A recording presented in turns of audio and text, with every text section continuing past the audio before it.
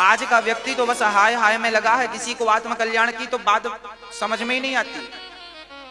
सबको लगता है पैसा मिल जाएगा तो काम बन जाएगा, पैसा मिल जाएगा तो काम बन जाएगा। भाई पैसे से काम नहीं बनेगा। फिर जल्दी मरने वाले व्यक्ति को क्या करना चाहिए? बोले जल्दी मरने वाले व्यक्ति को आप लोगों से कह रहे हैं हम, ज्यादा हाय हाय ना किया करो, जितना विधाता दे दें उतने में खुश रहा करो। दाल रोटी खा लो और हरि का गुण गा लो। भगवान का सुमिरन ना भूले, बढ़िया खाओ पियो। भगवान से यही प्रार्थना करो कि राम इतना दीजिए जामे कुटुंब समाए, मैं भी भूखा ना रहूं, कोई साधु ना भूखा। आज का व्यक्ति दुखी इसलिए नहीं है कि उसके पास खाने की कमी है। आज बताओ हमारे भारत में, बताओ खाने की कमी कहां है? बोलो, क्या आज खाने की कमी है? कोई भूख से मर रहा है?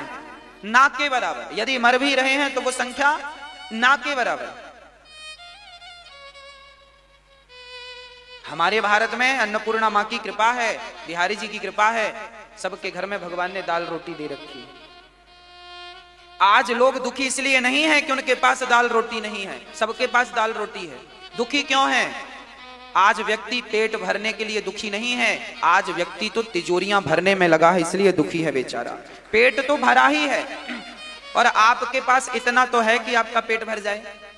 आपके पास पेट भर जाने की पूरी व्यवस्था है, यदि व्यवस्था नहीं है तो केवल तिजोरियां भरने की, और इसीलिए व्यक्ति परेशान है। सब तिजोरियां भरने पीछे भाग रहे हैं और भर नहीं रही हैं तो रो रहे हैं, भगवान नुकसान हो गया। कहां नुकसान हो गया भैया? खा रहा पी रहा, कहां नुकसान हो गया? इसलिए आप आधे का हाय हाय करेंगे तो आप परेशान हो जाएंगे। इसलिए ज्यादा हाय हाय करने से ना भगवान के भजन में बाधा लगती है। देखिए, भगवान की प्राप्ति जिसे करनी हो उसे ज्यादा हाय हाय इसलिए नहीं करना चाहिए कि वो हाय हाय में मन लगाएगा कि भगवान में मन लगाएगा। तो भगवान में मन लग गया है तो फिर इतना बहुत है जितने में तुम्हारा पेट भर जाए बस। शरीर ढका है, पेट भरा है, बस जमी पर लेट जाते हैं, सिराने हाथ रखते हैं। हम तो अपना तकिया बिस्तर हमेशा साथ रखते हैं। हमें तो बिछाने को गद्दा भी नहीं चाहिए, ओढ़ने को कंबल भी नहीं चाहिए, हम तो तकिया भी नहीं रखते क्योंकि हाथ ही हमारा तकिया है। हम तो जमी पर सो जाते हैं, पेड़ की छांव में जमी पर लेट जाते हैं, सिराने हाथ रखते हैं। हम तो अपना तकिया बिस्तर हमेशा साथ रखते हैं। हम तकिया बिस्तर के लिए पागल होने वालों में से नहीं। हाँ, सत्याम क्षितौ किम कशिपो प्रयासे बाहु स्वसिद्धे युपवरहणै किम। जब हमारा काम यूं ही चल जाता है, जमी पर सोने से काम चलता है, तो पलंग के लिए प्रयास करने की जरूरत ही क्या? जब हमारा काम भुजाओं से चल जाता है तो तकिया के लिए परेशान होने की जरूरत क्या? राजा परीक्षित ने कहा, महाराज ये तो बड़ा कठिन नियम बता दिया आपने। भाई हम तो सांसारिक लोग हैं, हमें तो तकिया बकिया चाहिए रहती है, नहीं तो नींद नहीं आती। हाँ, तब सुखदेव जी ने कहा, चेराणि किम पथि न सन्ति दिशन्ति भिक्षा नैवांघ्रिपा परव्रतः सरितोऽप्यशुष्यन् रुद्धा गुहा किमजितो वतिनोऽप्यसन्नान् कस्माद् भजन्ति कवयो धन दुर्मदान्धान्।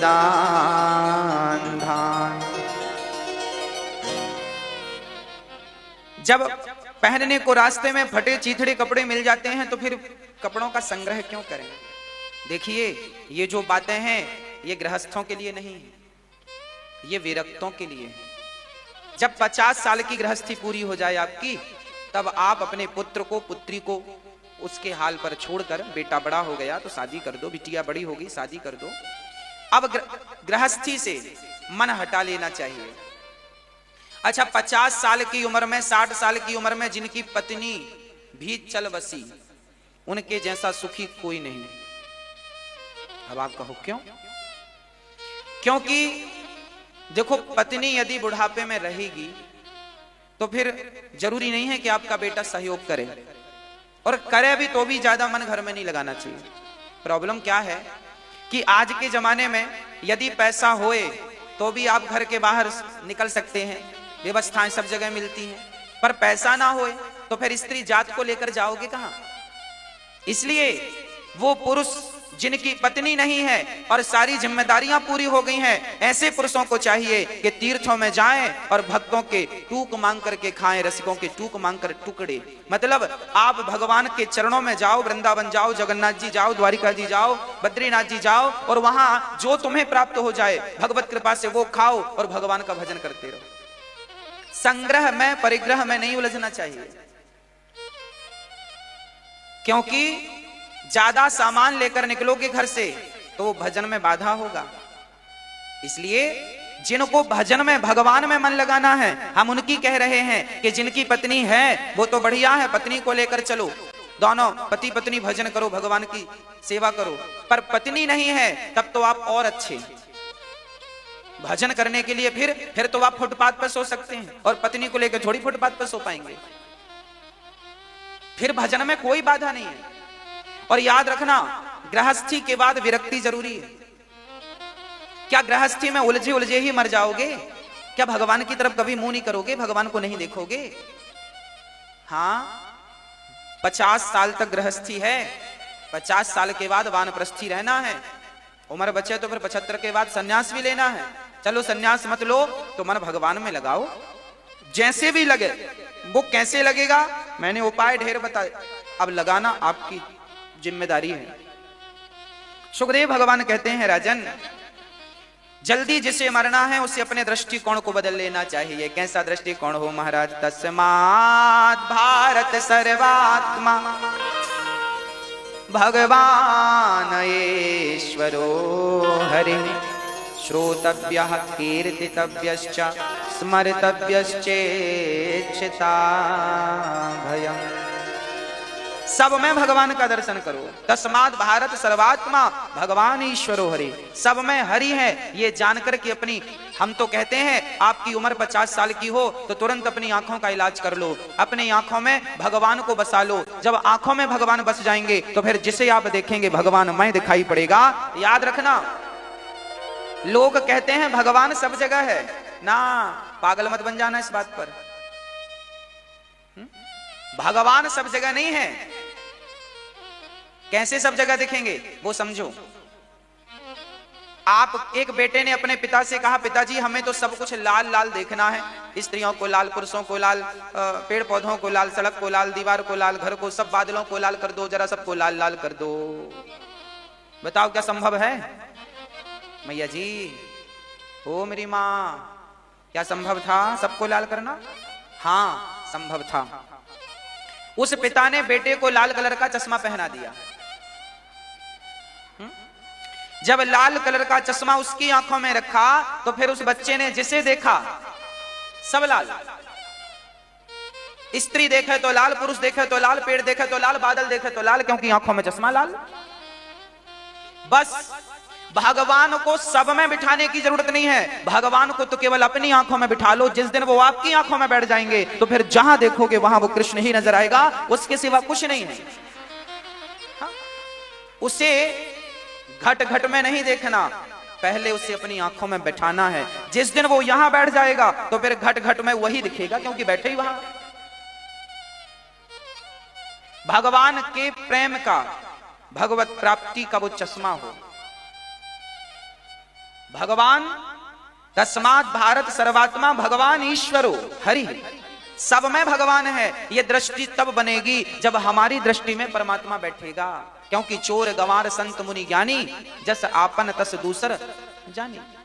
ज्ञानी व्यक्ति सामने वाले को भी ज्ञानी ही समझता है, और मूर्ख व्यक्ति सामने वाले को मूर्ख समझता है, और चोर व्यक्ति सामने वाले को भी चोर समझता है। क्योंकि जो स्वयं जैसा होता है, जब आप ब्रह्ममय हो जाएंगे, जब आप भगवानमय हो जाएंगे, जब आप भगवानमय होंगे, तब तो भगवानमय संसार आपको नजर आएगा। आप ही नहीं है तो भगवान संसारमय कैसे नजर आएगा? संसार भगवानमय कैसे नजर आएगा? तो संसार भगवानमय नजर आए उसके पहले आपको भगवानमय होना पड़ेगा। सी राममय सब जग जाना। हाँ?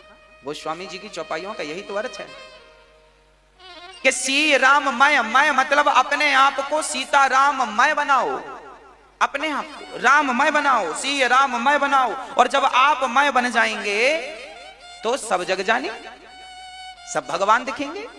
फिर हमें ये स्त्री नजर नहीं आएगी, ये पुरुष नजर नहीं आएगा, फिर तो हमें सब में वही परमात्मा नजर आएगा। हाँ, एक्सरा मशीन जो होती है जिससे डॉक्टर लोग हड्डी की फोटो लेते, एक्सरा बोलते हैं। एक्सरा मशीन का जो कैमरा होता है वो बड़ा स्ट्रॉन्ग कैमरा होता है। उसमें आप कभी आंख लगा के देखेंगे ना तो आपके शरीर की एक एक हड्डी नजर आ जाएगी। अच्छा, उस कैमरे के सामने कोई कहे घी, तो वो कैमरा आपका स्माइल लेगा ही नहीं, वो कैमरा आपकी स्माइल पकड़ेगा ही नहीं, वो तो आपकी हड्डी पकड़ता। क्या पकड़ता है वो?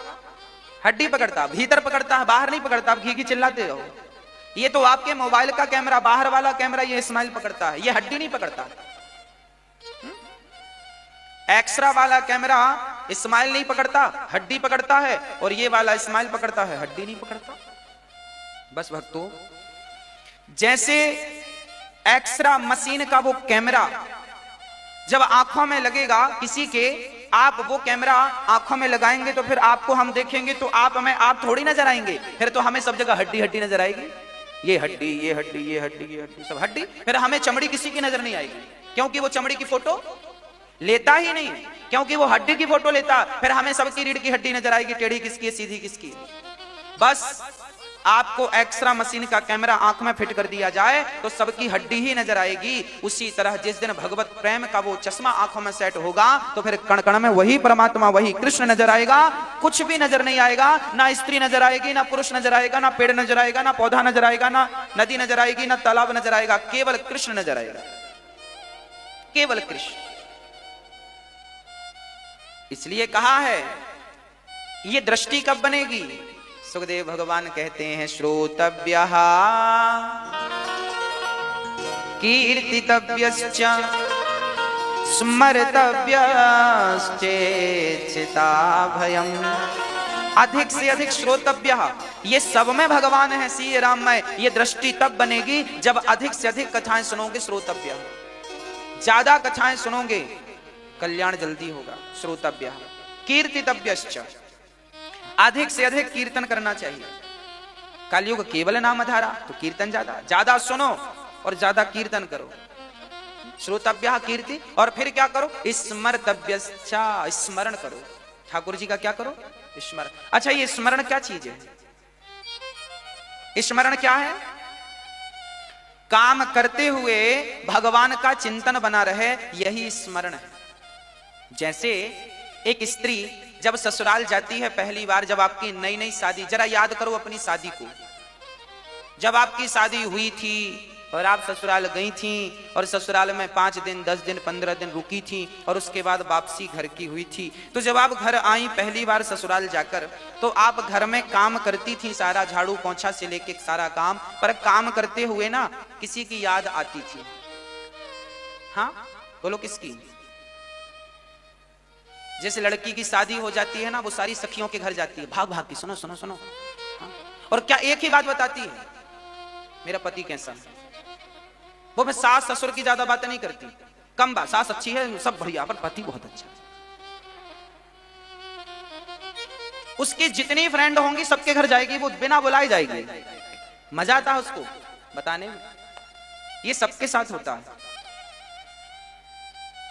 ये एक उम्र का पड़ाव है जहां स्वाद मिलता है, सबके साथ होता है। और ये अच्छी चीज है। गृहस्थी बहुत बढ़िया, यहीं से शुरू होती है गृहस्थी। प्रसन्नता से प्रारंभ होती है गृहस्थी, हंसने से, स्माइल से शुरू होती है गृहस्थी। पर ये स्माइल से शुरू हुई है और स्माइल ही चलती रहे तो ज्यादा सक्सेस है, ज्यादा सफल है। नहीं तो बाद में यहां से शुरू होती और यहां खत्म हो जाती है। होता है। पति बहुत अच्छा है, शादी के 1 साल तक पति अच्छा ही लगता है। तो एक लड़की जब ससुराल से मायके आई तो वो काम सारा करती है, घर का झाड़ू पोंछा, रोटी बर्तन, पर काम करते हुए वो किसी की यादों में खोई रहती है। किसकी यादों में? बोलो, पति की। अब समझिएगा, जैसे एक लड़की चाहे वो अनपढ़ ही क्यों ना हो, अंगूठा छाप, पर उसके साथ भी ऐसा होता है कि नहीं? वो काम घर का करती है पर पति की यादों में खोई रहती है। कई बार तो ऐसी खो जाती है कि रोटी जल जाती है। ध्यान वहां चला गया, रोटी जल गई। माँ ने आके, क्यों पागल हो गई है, रोटी जल गई, आहा रोटी जल गई। फिर कई बार रोटियां जल जाती हैं चिंतन में, हाँ या ना, होता है। अब सोचिएगा, एक अनपढ़ लड़की यदि काम करते समय अपने पति का स्मरण कर सकती है, तो क्या एक भक्त काम करते हुए अपने भगवान का स्मरण नहीं कर सकता? बस यही स्मरण परमात्मा का हो कि काम भी ना छूटे और राम भी ना छूटे। काम करते रहो, नाम जपते रहो, मन से गोविंद गोपाल गाते रहो। काम बराबर करना है, पर मन को बिहारी जी के चरणों में लगाकर काम करना है। अब पति को बहुत याद कर लिया, वो उम्र गुजर गई। जैसे पति को याद किया था, अब वैसे भगवान को याद करो। अब भगवान को बिठाओ। जैसे एक माँ अपने पुत्र का स्मरण करती है, पुत्र परदेश चला जाए तो माँ खाती है तो बेटे की याद, सोती है तो बेटे की याद, बस मेरा बेटा खाया होगा कि नहीं, सोया होगा कि नहीं, बेटा बेटा। जैसे हर क्षण माँ अपने पुत्र का स्मरण करती है, उसी तरह जब एक भक्त भगवान का स्मरण करता है तो भगवान खिंचे चले आते हैं, कहीं भी हो वो। दही के कण-कण में मक्खन व्याप्त है, पर जब मथानी की रगड़ पड़ती है ना, तो वो सारा मक्खन दही से निकलकर सिमट कर एक लौंदा हो जाता है, हाँ या ना? बस जब आपके प्रेम की रगड़ पड़ेगी भगवान के चरणों में, जब आपकी भक्ति की रगड़ पड़ेगी भगवान के चरणों में, तो भगवान कण-कण का व्यापक कहीं भी बैठा हो, पर वो लौंदा बन के आपके समक्ष प्रकट हो जाएगा कि मैं तेरे सामने आकर खड़ा हो गया। तेरे प्रेम के कारण, जैसे मथानी के घर्षण से, मथानी की चोट से वो मक्खन प्रकट होता है, ऐसे भक्त के प्रेम की चोट से भगवान प्रकट हो जाता है। राम ही केवल प्रेम प्यारा। ये प्रेम हो, उस परम तत्व को जानने की जिज्ञासा हो, पाने की अभिलाषा हो, तमन्ना हो, इच्छा हो, व्याकुलता हो, लालसा हो, बस वही तो भगवत प्राप्ति की ओर ले जाएगी, वही तो ईश्वर की प्राप्ति है। इसके लिए क्या करना पड़ेगा? सुखदेव भगवान कह रहे हैं, जितासनो जित श्वासो जित संगो जितेन्द्रिय स्थूले भगवतो रूपे मनः संधारये धिया। श्री सुखदेव भगवान कहते हैं, आसन को जीतो। आप भी आसन जीता करो, अर्थात प्राणायाम किया करो, थोड़ा सा योग किया करो। शरीर की स्वस्थता के लिए ये सब जरूरी है। आपको स्वस्थ रहने के लिए आहार अच्छा हो, विहार अच्छा हो। आहार विहार, आहार मतलब अच्छा संतुलित खाओ, सुबह खाओ, दोपहर को खाओ, रात्रि को अमृत भी मत खाओ। रात को भोजन करने वाला बीमार होता है। रात को भोजन करने वाले की आयु कम होती है, वो बीमारियों का घर अपने शरीर को बना लेता है। एक बार खाए योगी, एक बार खाए योगी, 2 बार खाए भोगी और 3 बार खाए रोगी। एक बार खाने वाला योगी है, 2 बार खाने वाला भोगी है और 3 बार खाने वाला रोगी है। आप किस लिस्ट में हैं देख लीजिए। 4 बार तो नहीं खाते।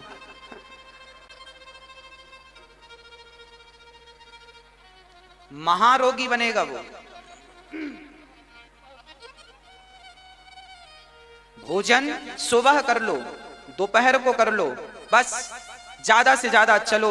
सूर्य नमस्कार की 12 आसन करो, भस्त्रिका नाम का प्राणायाम करो, फेफड़ों को पूरी ऑक्सीजन दो। शरीर की नस नस में ऑक्सीजन जाने से लकवा, पैरालिसिस की कभी शिकायत नहीं होती। ऑक्सीजन की कमी से ये बहुत सारी बीमारियों का जन्म होता है। इसलिए हमें अपने शरीर को स्वस्थ रखने के लिए अपने शरीर को थोड़ा तपाना होगा। जब आप तपाएंगे अपने आप को, तब आप स्वस्थ रहेंगे। हाँ, इसलिए आपको योग करना चाहिए। जितासनो जित श्वासो, प्राणायाम कीजिए। हाँ जी, सुखदेव भगवान कहते हैं, राजन, जो व्यक्ति जिस प्रकार की कामना करता है उस प्रकार के देवता का यजन करे, उसे प्राप्त होगा। ब्रह्म तेज की इच्छा हो तो बृहस्पति की प्रार्थना करे। इंद्रियों को विशेष शक्ति चाहिए है तो इंद्र की उपासना करे। जैसे मन भोगों में लगाना हो वो इंद्र की पूजा करे। इंद्रियों को शक्ति बलबद्ध करना हो तो इंद्र की पूजा करे। जिसे संतान की प्राप्ति करनी हो वो प्रजापतियों की उपासना करे। जिसे धन चाहिए वो माया देवी की उपासना करे। जिसे तेज चाहिए वो अग्नि की उपासना करे। जिसे अन्न चाहिए वो अदिति की उपासना करे। जिसे स्वर्ग की कामना हो वो अदिति के पुत्रों की उपासना करे। पर जिसे कुछ भी ना चाहिए हो और सब कुछ भी चाहिए हो तो अकामः सर्व कामो वा मोक्ष कामा उदारति। परमात्मा की शरण में कोई चला जाए तो भगवान सब कुछ देने की सामर्थ्यता रखते हैं। भाई ऐसी बात है कि आप फलाने मंत्री के पास जाएंगे तो वो उतना ही काम करेगा जितना उसका पावर है, दूसरा व्यक्ति दूसरा मंत्री उतना ही काम करेगा जितना उसका पावर है, पर प्रधानमंत्री के पास चले जाओगे तो प्रधानमंत्री सब काम करा देंगे, क्योंकि सब उन्हीं के अंग हैं। तो भगवान तो हमारे प्रधानमंत्री हैं, बाकी सब उनके नीचे हैं। राष्ट्रपति कहें तो ठीक है, परमात्मा उनकी शरण में जाने के बाद सब कुछ प्राप्त हो जाता है। उन्हें प्राप्त करने के बाद फिर कुछ पाना शेष नहीं रह जाता। तीव्रेण भक्ति योगेन यजेत पुरुषम परम। सुखदेव भगवान कहते हैं जिसे भगवान को प्राप्त करना है वो भक्ति करके उसे प्राप्त कर ले। और देखो ज्यादा से ज्यादा मन भगवान में ही लगाओ, ज्यादा लंबी उम्र पर प्राप्त करने की भी चाहत ना रखो। तरवह किम न जीवंती, सुखदेव भगवान कहते हैं। क्या वृक्षों की आयु कम होती है? अरे आपसे और हमसे ज्यादा वृक्षों की आयु होती है, पर उन्हें जानता कौन है? कौन जानता है? तरवह किम न जीवंती वस्त्रः किम न श्वसन्त्युता। क्या लोहार की धोकनी सांस नहीं लेती? सांस आप भी ले रहे हैं, लोहार की धोकनी भी सांस लेती। लोहार की धोकनी जानते हैं? अंगार में हवा देती है वो, सांस देखिए वो भी लेती है, हवा निकलती ना उसके भीतर से। हमारे भीतर से भी हवा निकलती, हमारे भीतर से भी हवा निकलती है, उसके भीतर से भी हवा निकलती है। अरे आयु तो वृक्षों की भी होती है। न खादंती न मेहंती किम ग्राम पशुओं परे।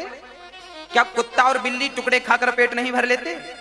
कुत्ता बिल्ली भी पेट भर लेते हैं, लोहार की धोकनी भी सांस लेती है। लंबी आयु वृक्षों की भी होती है, और आपने भी केवल यही चीजें पाई हैं। तो इस शरीर को पाने का अर्थ क्या है? याद रखना, हम ज्यादा लंबी उम्र ना पाने की चाहे भगवान हमें 100 साल जिंदा ना ना ना ना। भगवान जब आपकी मर्जी हो तब ले चलना, हमें आज ले चलो, चलने को तैयार है। परंतु जितनी उम्र है आपकी वो उम्र भगवान के चरणों में, याद रखना, आपकी उम्र भगवान के चरणों में लग जाए, आपका समय भगवान के चरणों में लग जाए, बस यही आपके जीवन की सार्थकता है। स्वामी विवेकानंद जी एक कम 40 साल की उम्र में चले गए थे। आद्य शंकराचार्य जी एक कम 29 वर्ष की उम्र में आद्य शंकराचार्य जी चले गए, चारों मठों की स्थापना करके चले गए। आद्य शंकराचार्य जी 29 साल की उम्र में चले गए। झांसी की रानी 23 साल की उम्र में चल बसी। खूब लड़ी मर्दानी वो तो झांसी वाली। 23 साल की उम्र में वो लड़की ने अपना नाम अमर कर लिया। आद्य शंकराचार्य जी ने 29 साल की उम्र में नाम अमर कर लिया। आद्य शंकराचार्य जी ने, स्वामी विवेकानंद जी ने एक कम 40 साल की उम्र में नाम अमर कर लिया। आद्य शंकराचार्य जी ने एक कम 30 साल की उम्र में नाम अमर कर लिया, 29 साल की उम्र में। और हम लोगों की उम्र इतनी हो गई। हाँ, इस उम्र से पाना क्या चाहते हो? अच्छा बताओ, इस शरीर से, इस उम्र से क्या प्राप्त करना चाहते हो? क्या चाहत है बता दो मुझे। इस शरीर से पत्नी पाना चाहते हो ना, तो मिल तो गई। पति पाना चाहते हो, मिल गया। पुत्र पाना चाहते थे, बेटे भी 2-2 4-4 हैं। अब बताओ, आपको पत्नी चाहिए थी, पत्नी मिली। पति चाहिए था, पति मिला। पुत्र चाहिए था, पुत्र मिला। पुत्री चाहिए थी, पुत्र मिली। धन चाहिए था, धन भी तो मिला है। पद चाहिए था, छोटा मोटा पद भी मिला, प्रतिष्ठा भी मिली, समाज में आपका नाम भी है, सब कुछ मिला। अब बताओ, इस शरीर की सार्थकता पूरी हो गई? सफल हो गया? बेटा बेटी पाकर, पति पत्नी पाकर शरीर की सार्थकता हो गई? मेरी मां, ये शरीर पत्नी और पति पाने के लिए नहीं मिला, पुत्र पुत्री पाने के लिए, पैसा कौड़ी पाने के लिए नहीं मिला। सच कहें तो साधन धाम मोक्ष कर द्वारा। ये शरीर मोक्ष का द्वार है। फिरत सदा माया कर प्रेरा, काल कर्म स्वभाव गुण घेरा। कबहू की नर करुणा कर दे ही देत, ईस बिनु हेतु सनेही। ये तो अकारण ही परमात्मा ने तुम्हें मनुष्य का तन दिया है। ये मनुष्य का तन केवल भगवत प्राप्ति के लिए होना चाहिए, भगवत प्राप्ति के लिए। इसका अर्थ ये बिल्कुल नहीं है कि आपकी गृहस्थी नहीं होनी चाहिए, होनी चाहिए। गृहस्थी हो, पत्नी हो, पति हो, पुत्र हो, परंतु इन सबके होने पर भी आपके हृदय में भगवत भक्ति होगी, तब तो इन सब का होना ठीक है। और सब तो है पर भगवत प्रेम नहीं है, तो सबके होने का अर्थ क्या है बताइए? सब है, बस वही नहीं। एक नारी बड़ी सुंदर थी, उसके आंख बड़ी सुंदर थी, उसके गाल बड़े सुंदर थे, उसका मुंह बड़ा सुंदर था, पर उसकी नाक नहीं थी, नक्कटी। तो बताओ, क्या कोई स्त्री नाक के बिना शोभा पाएगी? बोलो। जैसे एक सुंदर स्त्री के गले में सुंदर सोने का हार हो, 20,000 की साड़ी हो शरीर में, और सब कुछ उसका बढ़िया हो, कान अच्छे हो, उसका हंसना बोलना अच्छा हो, वाणी अच्छी हो, पर नाक ना हो, तो नाक के बिना संपूर्ण शरीर शोभा नहीं पाता। उसी प्रकार भगवत भक्ति तो हम सबकी नाक है। यदि आपके घर में धन दौलत पद प्रतिष्ठा पति पत्नी सब है और भगवत भक्ति नहीं है, तो नाक कटी जैसी नारी वो हम और आप ही तो हैं। भगवत प्रेम भगवत भक्ति तो हम सबकी नाक है, नाक। अब आप बताओ कि आपकी नाक है कि नहीं? भगवत प्रेम है तो नाक है, नहीं है तो आपकी नाक कटी है। इसलिए सब कुछ पाना व्यर्थ है यदि उस परमात्मा को नहीं पाया तो। चलो एक छोटी सी कथा सुनाते हैं। एक नदी के तट पर एक केवट था, नाव लेकर बैठा था, इंतजार कर रहा था कि कोई ग्राहक आए तो मैं उसे उस पार उतारूं और 2 पैसे मिले तो परिवार का पालन करूं। तभी 3 ज्ञानी आए, केवट से कहते हैं भैया केवट हमें उस पार उतार दो। केवट बोले चलो उतार देते हैं, बैठो। तीनों ज्ञानी बैठ गए, नाव चली। मैया जी, ओ मेरी मां, हो गई पंचायत। अब ध्यान से सुनना। एक नाव में 3 लोग सवार भये और नाव चली। वो 3 में से एक बहुत बड़ा इंजीनियर था। इंजीनियर ने केवट से कहा, केवट तुमने कहां तक पढ़ाई की है? केवट ने कहा साहब हम तो कुछ नहीं पढ़े। इंजीनियर ने कहा तुम्हारी तो जिंदगी 25% जीवन तुमने बेकार कर दिया, अपने जीवन का कोई लाभ नहीं लिया।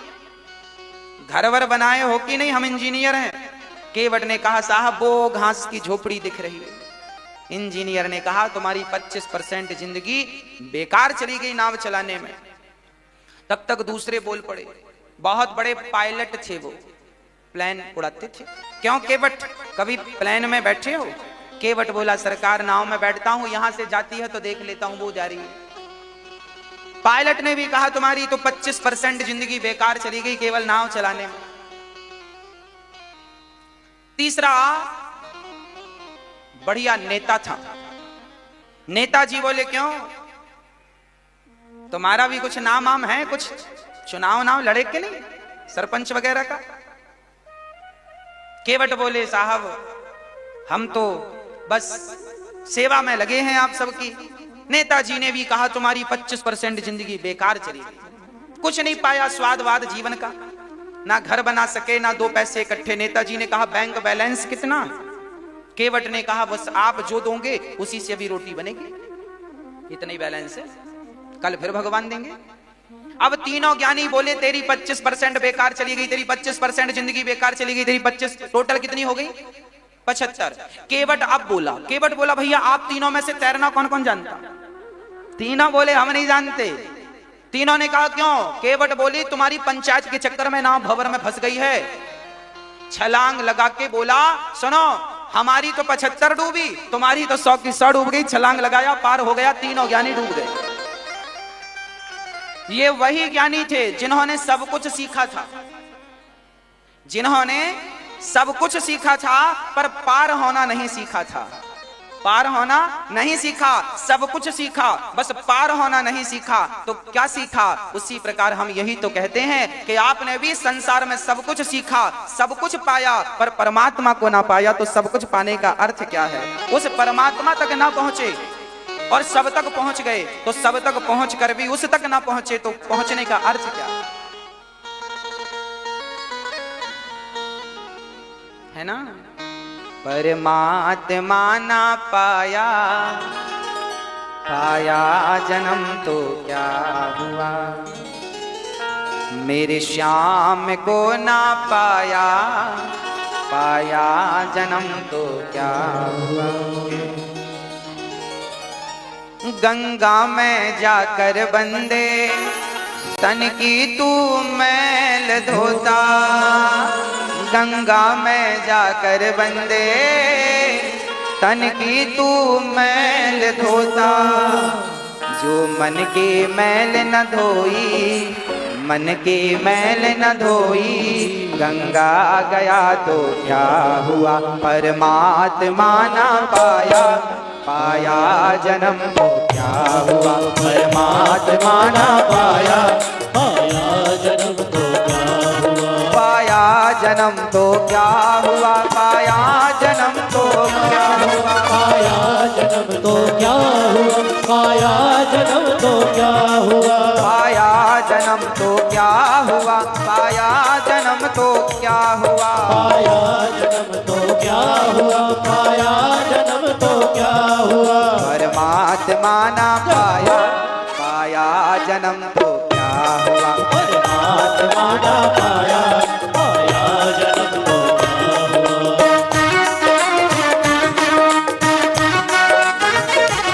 हरि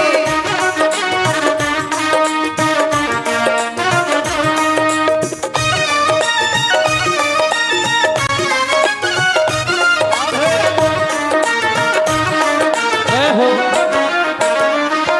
कपड़े रंगा के बंदे दुनिया में घूमता है, कपड़े लगा के बंदे दुनिया में घूमता है, कपड़े रंगा के बंदे दुनिया में घूमता है, कपड़े लगा के बंदे दुनिया में घूमता है, कपड़े रंगाने से काम नहीं बनेगा, तो मन को रंगाना पगले, मन को रंगाना पगले, कपड़े रंगा तो क्या हुआ, मन को रंगाना पगले, कपड़े रंगा तो क्या हुआ, परमात्मा ना पाया, पाया जन्म तो क्या हुआ, परमात्मा ना पाया, पाया जन्म तो क्या हुआ। हरि बोल।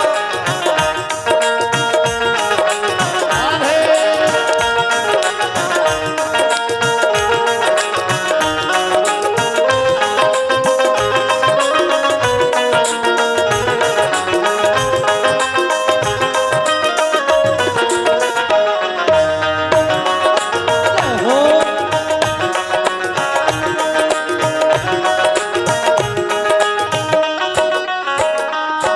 सत्संग करके बंदे ज्ञानी तू कहलाता है, सत्संग करके बंदे ज्ञानी तू कहलाता है, लोग थोड़ा सा सत्संग करके ज्ञानी मान लेते हैं अपने आप को। अच्छा बताओ ज्ञानी किसे कहते हैं, कौन है ज्ञानी आपकी नजर में? सत्संग करके बंदे ज्ञानी तू कहलाता है, सत्संग करके बंदे ज्ञानी तू कहलाता है, जो टूटे दिल ना जोड़े, जो टूटे दिल ना जोड़े, सत्संग किया तो क्या हुआ, वो टूटे दिल ना जोड़े, सत्संग किया तो क्या हुआ, परमात्मा ना पाया, पाया जन्म तो क्या हुआ, परमात्मा ना पाया, पाया जन्म तो क्या हुआ, पाया जन्म तो क्या हुआ, पाया जन्म तो क्या हुआ, पाया जन्म तो क्या हुआ, पाया जन्म तो क्या हुआ, सत्संग तो ना पाया, परमात्मा ना पाया, पाया जन्म तो क्या हुआ, परमात्मा ना पाया, पाया जन्म तो क्या हुआ, परमात्मा ना पाया, पाया जन्म तो क्या हुआ, परमात्मा ना पाया, पाया जन्म तो क्या हुआ। सब कुछ पाना बेकार है यदि परमात्मा को नहीं पाया तो। इसलिए हमारा जीवन भगवान के लिए हो। और सुखदेव भगवान से अब राजा परीक्षित ने प्रश्न किया, है गुरुदेव भगवान ने यह ब्रह्मांड क्यों बनाया, सृष्टि क्यों की? जब सृष्टि की बात आई तब सुखदेव भगवान को याद आया कि अभी तो हमने भगवान को याद नहीं किया। तब सुखदेव भगवान ने भगवान की स्तुति की, नमः परस्मै पुरुषाय भूयसे सदुद्भवस्थान निरोधलीलया गृहीत शक्ति तृतयाय देहिना मंतर्भवायानुपलक्ष्य वर्त्मने। सुखदेव भगवान ने उन पुरुषोत्तम भगवान के चरणों में वंदना की जो संसार की उत्पत्ति, स्थिति और प्रलय और लीला करने वाले हैं। ऐसे भगवान के श्री चरणों में सुखदेव भगवान ने प्रणाम किया और उन्होंने सृष्टि उत्पन्न कैसे ठाकुर जी ने की पूरी बात कही। भगवान नारायण के नाम ही से कमल उत्पन्न हुआ, कमल में ब्रह्मा जी का प्राकट्य हुआ। ब्रह्मा जी ने चारों वेदों का ज्ञान पाया और ब्रह्मा जी से भगवान ने कहा सृष्टि करो। उसके पहले उन्होंने तप किया। तप करने के बाद ठाकुर जी ने चतुश्लोकी भागवत का सुंदर सा दर्शन उन्हें कराया है और चतुश्लोकी भागवत श्रवण करने के बाद ब्रह्मा जी ने सृष्टि उत्पन्न करने का मन बनाया है। सबसे पहले ब्रह्मा जी ने सृष्टि जो की, इस सृष्टि में नाना प्रकार की बातें हैं। सबसे पहले ब्रह्मा जी ने सनकादियों को प्रकट किया, सनक, सनंदन, सनातन, सनत कुमार। कहा तो यह जाता है कि सबसे पहले भगवान रुद्र को प्रकट किया। यहां से रुद्र जी प्रकट भये, रोते हुए प्रकट भये। कहा हम कहां रहे? ब्रह्मा जी ने कहा जाओ, रोते हुए आए हो तो तुम्हें रुद्र कहा जाएगा, कैलाश पर जाकर के रहो। तो भगवान शंकर को प्राकट्य, भागवत जी के अनुसार भगवान शंकर जी का प्राकट्य भगवान ब्रह्मा से हुआ। फिर ब्रह्मा जी ने सनकादियों को जन्म दिया, कहा सृष्टि करो। इन चार लोगों से सृष्टि करने का कहा, चारों ने मना कर दिया। कहा हम बालक ही रहें, ये वरदान दो। ब्रह्मा जी को गुस्सा आया, तब कहीं जाकर भ्रकुटी खींची और भगवान शिव का प्राकट्य हुआ। भगवान शिव के प्राकट्य के बाद भगवान शिव से कहा ब्रह्मा जी ने जाओ भूत सृष्टि करो। तो उन्होंने भूत प्रेत की सृष्टि रच दी। बोले ये सृष्टि बंद करो। अब बड़े धर्म संकट में ब्रह्मा जी पड़ गए, क्या करें? तब भगवान ने कृपा की। भागवत जी में 10 लक्षणों का वर्णन सुखदेव भगवान ने किया। अत्र सर्गो विसर्गश्च स्थानम पोषण मूतयः मनवंतरेशानुकथा निरोधो मुक्तिराश्रयः। 10 लक्षण। अत्र सर्गो विसर्गश्च स्थानम पोषण मूतयः मनवंतरेशानुकथा निरोधो मुक्तिराश्रयः। भागवत जी में 12 स्कंध हैं। पहले स्कंध को श्रोता वक्ता कहते हैं। भागवत जी को पहले जो स्कंध की चर्चा है वो श्रोता और वक्ता की चर्चा है। दूसरे स्कंध को जो है वो साधन और साध्य कहते हैं। तीसरे स्कंध को सर्ग कहते हैं। चौथे स्कंध को विसर्ग, फिर पंचवें स्कंध को स्थान, छठवें को पोषण, क्योंकि छठवें में भगवान पोषण करते हैं। किसका? अरे छठवें स्कंध में ही तो अजामिल जैसे पतितों की चर्चा है। अजामिल जैसे पतितों को पावन करने वाले भगवान 7वें में स्कंध में ऊती मतलब वासना, सद्वासना, असद्वासना और मिश्रित वासना, ये 3 प्रकार की वासना का लक्षण है। 8वें स्कंध को मनवंतर, 9वें स्कंध को ईशानु कथा और 10वें स्कंध को निरोध अर्थात प्रलय, 11वें को मोक्ष और 12वें को आश्रय अर्थात समर्पण कहते हैं। भगवान बड़े दयालु हैं। भगवान विदुरानी के घर जाकर के छिलकों का भोग लगाते हैं। अच्छी चर्चा है। जब भगवान इस धराधाम को छोड़कर चले गए तब भगवान ने जाते वक्त अपने विदुर जी को याद किया। जब भगवान चले गए तो विदुर जी ने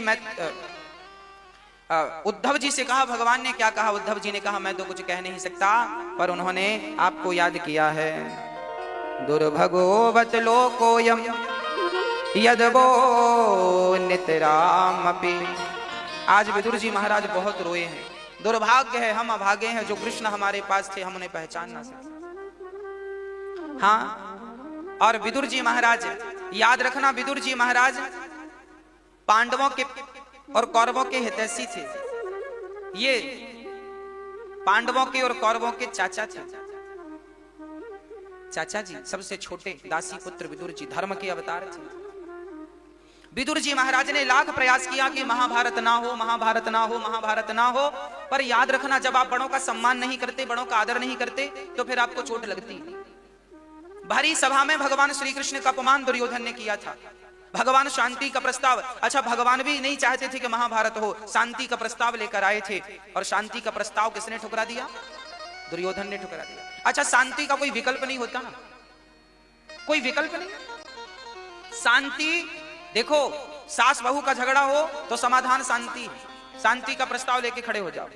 भगवान कृष्ण महाभारत के एक एक लीला से आपको हमें एक संकेत दे रहे हैं, एक मैसेज दे रहे हैं कि आप सीखो और हम इतिहास के पन्नों में जो गलतियां हुई हैं वो आप ना दोहराओ, नहीं तो नाश निश्चित है। ऐसे क्या गलतियां हुई? भरी सभा में द्रौपदी की साड़ी खिंचती रही। पितामह चाहते तो रोक सकते थे पर नहीं रोका। गुरु द्रोणाचार्य चाहते रोक सकते थे, नहीं रोका। अरे इनकी भी मजबूरियां थी। पितामह भीष्म की मजबूरी ये थी कि इन्होंने अपने पिता को वरदान दिया था कि मैं इस गद्दी पर जो बैठेगा उसकी रक्षा करूंगा, मैं तो शादी नहीं करूंगा, ब्रह्मचारी रहूंगा। एक भीष्म पितामह ही इकलौते ऐसे बेटे हैं जिन्होंने अपने पिता की शादी कराई थी। नहीं तो हमेशा पिता बेटे की शादी कराता है, पर पितामह भीष्म ऐसे बेटे थे जिन्होंने अपने पिता की शादी कराई थी। पिता की शादी कराई, और पिता की शादी ही नहीं कराई, एक पिता को वचन दिया, क्योंकि सत्यवती के जो पालनहार केवट जी थे, पोषक, उन्होंने कहा था कि आप, क्योंकि आपकी प्रथम पत्नी से ये पितामह उत्पन्न है भीष्म जी, तो इनको ही आप राजा बनाएंगे। तब शांतनु जी ने कहा था कि नाना हम शादी ही नहीं कर रहे हैं सत्यवती से। तब इन्होंने कहा, पितामह भीष्म ने, पिताजी आप शादी करिए और इनका संदेह मैं दूर करता हूं। अच्छा, उनका संदेह ये था कि कहीं पितामह का बेटा ना, पितामह राजा ना बन जाए। अच्छा, पितामह ने कहा मैं राजा नहीं बनूंगा, तो उन्हें लगा इनका बेटा ना राजा बन जाए। तो पितामह ने कहा चलो मैं आज प्रतिज्ञा करता हूं, ईश्वर को साक्षी मानकर, दिशाओं को साक्षी मानकर, दिक्पालों को साक्षी मानकर के आज से मैं अखंड ब्रह्मचर्य का पालन करूंगा और शादी विवाह कभी नहीं करूंगा, मैं ब्रह्मचारी रहूंगा। बात खत्म। पिता ने जब ये वचन सुना तब पितामह के पिता ने इन्हें कहा जाओ, तुमने पिता को संतुष्ट किया है, जाओ हम तुम्हें इच्छा मृत्यु का वरदान देते हैं।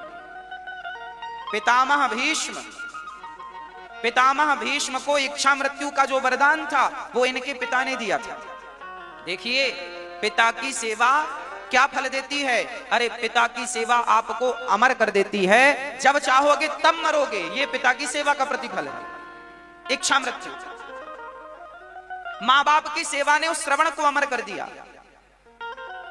पिता की सेवा ने पितामह भीष्म को। अच्छा, पितामह ने वचन दिया कि मैं सिंहासन में बैठने वाले हर राजा की सेवा करूंगा और इस सिंहासन पर आंच नहीं आने दूंगा। तो धृतराष्ट्र इस सिंहासन पर बैठे थे तो पितामह उनकी आज्ञा उल्लंघन नहीं कर सकते थे, और ये उसी आसन पर बैठने वाला युवराज था दुर्योधन। पर पितामह चाहते तो इसके गाल पे 2-4 थप्पड़ जमा सकते थे दुर्योधन के गालों पर नहीं जमाए। और जब नहीं जमाए तो भरी सभा में द्रौपदी की लाज लूटनी चाहिए। एक नारी का अपमान हुआ, और जब नारी का तिरस्कार हुआ, अपमान हुआ, तो उस नारी के श्राप के कारण, श्राप मतलब बद्दुआ, जब आप किसी नारी को समाज में निर्वस्त्र करना चाहेंगे तो उसके अंदर से आपके लिए दुआ तो नहीं निकलेगी, बद्दुआ ही निकलेगी ना। उसी बद्दुआ के कारण पितामह भीष्म जैसे दिग्गजों को भी बाणों की सैया पर लेटना पड़ा। कहा तो यह जाता है कि किसी जन्म में इन्होंने एक सांप को कांटों के ढेर में फेंक दिया था, जिसके कारण इन्हें बाणों की सैया प्राप्त हुई। पर यह भी सत्य है कि पितामह भीष्म को उनके द्वारा किए गए पाप का यह फल मिला। पाप कौन सा? इन आंखों से द्रौपदी की साड़ी खींचते हुए देखा था, और इन कानों से द्रौपदी की चीख सुनकर भी मौन धारण कर लिया। इस पाप के कारण पितामह भीष्म जैसों को बाणों की सैया पर लेटना पड़ा। प्रिय भक्तों, इसलिए कहा करता हूं, अपनी मनसा वाचा कर्मणा, मन से, वाणी से, कर्म से, आंखों से भी किसी का बुरा मत सोचिएगा। और सोचिएगा क्या? बुरा देखिएगा भी मत, नहीं तो परिणाम बुरा हो सकता है। हां जी, श्री विदुर जी महाराज जब भगवान शांति दूत बनकर आए तो भगवान ने कहा पांडवों को 5 गांव दे दो। दुर्योधन बोला 5 गांव क्या, सुई की नौक बराबर नहीं दूंगा। जो दुर्योधन सुई की नौक बराबर जगह ना देने की बात कर रहा था, वो जब मरा तो क्या सुई की नौक बराबर लेकर गया? लेकर जाना एक रत्ती नहीं है, पर मरना एक इंच के लिए लोग मरते हैं। इन्हें अक्ल नहीं है, इन्हें ज्ञान नहीं है, इसलिए मरते हैं। थोड़ी सी समझ होती, सूझबूझ होती तो इंच जगह के लिए मरते ना। अरे तुम्हारे बाप दादे भी मर गए हैं कहते कहते कि ये प्रॉपर्टी मेरी थी। क्या तुम्हारे बाप दादे लेके गए कि तुम लेके जाओगे, कि तुम्हारी संतान लेके चली जाएगी? इसलिए जीवन मिला है लड़ने के लिए नहीं। भगवत भजन कर लो, समर्पण कर दो ठाकुर जी के चरणों में। चाहे विधि रखे राम, ताही विधि रहिए। जैसे रखे राम जी रहना चाहिए। वो 56 भोग खवाएं तो खाओ, नमक रोटी खवाएं तो खाओ, जैसे वो खवाएं वैसे खाओ। वो कहे कि सोने की थाली पे खाओ तो सोने की थाली में खाओ। वो कहे केले के पत्तल में खाओ तो केले के पत्तल में खा लो। वो कहे हलवा पूड़ी खाओ तो खाओ, वो कहे नमक रोटी खाओ, बासी रोटी खाओ। जैसे रखे राम जी रहना चाहिए। वो कहे कि ये सारे कपड़े उतार करके और बलकल पहन लो, ये जो फटे पुराने कपड़े लोगों के हैं ये पहना है, तो हम दोनों में भी खुश हैं और इनमें भी खुश हैं। जैसे रखे राम जी रहना चाहिए। हमारी अपनी कोई मर्जी ना हो, हमारी अपनी कोई इच्छा ना हो, भगवान की इच्छा में अपनी इच्छा मिला दो, यही भगवान की भक्ति है। ईश्वर की इच्छा में अपनी इच्छा को मिला देना ही भगवत प्राप्ति का मार्ग है, वही साधन है। श्री विदुर जी महाराज ने जब दुर्योधन ने शांति का प्रस्ताव ठुकराया और भगवान को सैनिकों को कहा जाओ बंदी बना लो, भगवान ने स्वरूप दिखाया, दुर्योधन की आंखें नीची हुई और भगवान को भोजन के लिए बुलाया। मेरी माँ ने भोजन बनाया है, चलकर खा लो। भगवान बोले तेरे घर नहीं खाएंगे, हमारा भोजन तो विदुरानी के घर है। अब विदुरानी को पता नहीं था कि हमारे घर आएंगे। अब विदुरानी दौड़ी दौड़ी गई और विदुर जी बाजार चले गए। तब तक भगवान पहुंच गए, गाय के गोबर से आंगन को लीप करके विदुरानी भगवान का इंतजार कर रही थी और भगवान आएंगे इस विश्वास के साथ वो आस लगाए खड़ी थी, है ना। एक भक्त को ना विश्वास होता है और भगवान इस विश्वास को कभी ठुकराते नहीं है। भगवान गए, विदुरानी ने हाथ पकड़ के ठाकुर जी को बिठाया और साग पक रही थी, भतुए की साग। भतुए की साग तो सूखी साग कैसे खवाएं, तो केला तोड़ कर ले आई और ऐसी भाव में डूब गई विदुरानी। भगवान को ऐसी देखने लगी, ऐसी नजरों से नजरें मिली, ऐसा प्रेम उमड़ा मां का कि कृष्ण को देखकर सब भूल गई कि केला फेंकती जा रही हैं और छिलका भगवान को देती जा रही हैं। और धन्य है भगवान जो छिलकों का भोग लगाते जा रहे हैं, छिलकों का भोग लगाते जा रहे हैं। अरे भाव का भूखा हूं मैं, भाव ही एक सार है और भाव से भजले मुझे तो भव से बेड़ा पार है। भगवान ना वस्तु के भूखे हैं, ना आपके पद प्रतिष्ठा की चाहत रखते हैं, ना सोना चांदी की चाहत है। वो तो पत्रम पुष्पम फलम तोयम यो में भक्त्या प्रयच्छति। जा जो भक्त जिस भाव से जो दे दिया ठाकुर जी ने ग्रहण कर लिया। भगवान चाहत नहीं रखते कि तुम हमें सोने की मुकुट चढ़ाओ, सोने का हार चढ़ाओ। अरे भगवान तो चाहत रखते हैं कि मेरा भक्त मुझे प्रेम से यदि तुलसी का पत्ता भी देता है तो मैं स्वीकार कर लेता हूं, एक मुरझाया हुआ पुष्प भी देता है तो पुष्प को स्वीकार कर लेता हूं। हाँ, कुछ भी दे दो, सड़ा हुआ फल ही दे दो, ठाकुर जी स्वीकार कर लें। पत्रम अर्थात अपने आप को पत्ते की तरह बनाकर ठाकुर जी के चरणों में अपने आप को चढ़ा देना ही पत्रम है। पुष्पम का अर्थ, ये पुष्प तो है ही, पुष्पम का अर्थ होता है सुमन। पुष्प को पर्याय कहते हैं सुमन। सुमन मतलब सु मतलब सुंदर, मन मतलब मन। मन को सुंदर करके ठाकुर जी के चरणों में चढ़ा देना ही पुष्प चढ़ाना है। मन को ही पुष्प बनाकर उनके चरणों में निवेदित कर दो, मन को। पत्रम पुष्पम। फल कौन सा चढ़ाना चाहिए? नारियल फल नहीं, केला नहीं, पपीता नहीं। कौन सा फल? बोले आप माला जपो, 1 माला 2 माला 4 माला दान करो, पुण्य करो और पुण्य का जो फल है वो पुण्य का फल भगवान के चरणों में समर्पित कर दो, यही फल है। कौन सा फल? अच्छे अच्छे कर्मों का फल। तो दियम वस्तु गोविंद, अच्छे कर्मों का फल। और अंत में है तोयम मीन्स जल। जल मतलब नेत्रों का जल ठाकुर जी को चढ़ाओ। भगवान आज विदुरानी के छिलकों का भोग लगाते हैं। इससे ये सिद्ध हो गया कि भगवान वस्तु के भूखे नहीं हैं। मैया जी नींद आ रही है? हाँ जागो। भगवान वस्तु के भूखे नहीं है। कथा में नींद इसलिए आती है क्योंकि कथा में मन बिल्कुल शांत हो जाता है, नींद आ जाती है, अच्छी बात है। तो विदुरानी के भगवान ने छिलके ग्रहण कर लिए। दुर्योधन के मेवा त्यागी, साग विदुर घर खाई। संत सूरदास जी गाते हैं सबसे ऊंची प्रेम सगाई, सबसे ऊंची प्रेम सगाई। प्रेम ही भगवान को रिझाती है, प्रेम भगवान को अपनी ओर आकर्षित कर लेती है।